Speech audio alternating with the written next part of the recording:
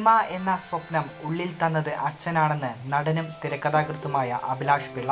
Info പാർക്കിലെ ജോലി രാജിവെച്ച് സ്വപ്നം നേടാൻ ധൈര്യമായി ഇറങ്ങിക്കോടാ, അപ്പനുണ്ട് കൂടെ എന്ന് പറഞ്ഞ് 2013 ചെന്നൈക്ക് വണ്ടി കയറ്റിവിട്ട അച്ഛനോടാണ് അഭിലാഷിന് എന്നും സ്നേഹക്കൂടുതൽ. സ്വപ്നം നേടാൻ എടുത്ത 10 വർഷത്തിൽ പലപ്പോഴും പലരുടെ ഭാഗത്തു നിന്നും വന്ന കളിയാക്കലുകളും വേദനിപ്പിക്കലുകളും പലപ്പോഴും അച്ഛൻ അറിഞ്ഞിട്ടുണ്ടെന്ന് അഭിലാഷ് പറഞ്ഞിരുന്നു.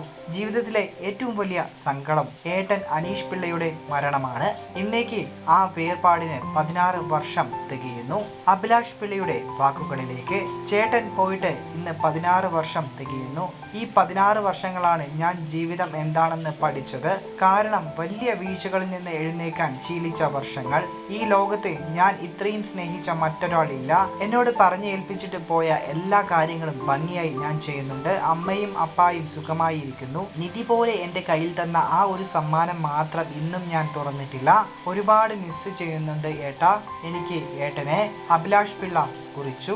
വിനയൻ സംവിധാനം ചെയ്ത അത്ഭുത ദ്വീപ് 2005 ഏപ്രിൽ 1 പ്രദർശനത്തിനെത്തിയത്.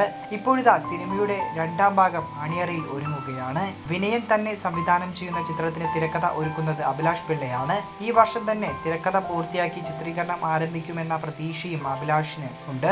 മാളികപ്പുറത്തിനു ശേഷം അതേ ടീം വീണ്ടും ഒന്നിക്കുന്ന സിനിമയും ഒരുങ്ങുകയാണ്. അഭിലാഷ് പിള്ളയുടെ തിരക്കഥയിൽ ഒരുങ്ങുന്ന സുമതി വളവ് സംവിധാനം ചെയ്യുന്നത് വിഷ്ണു ശശിശങ്കറാണ്.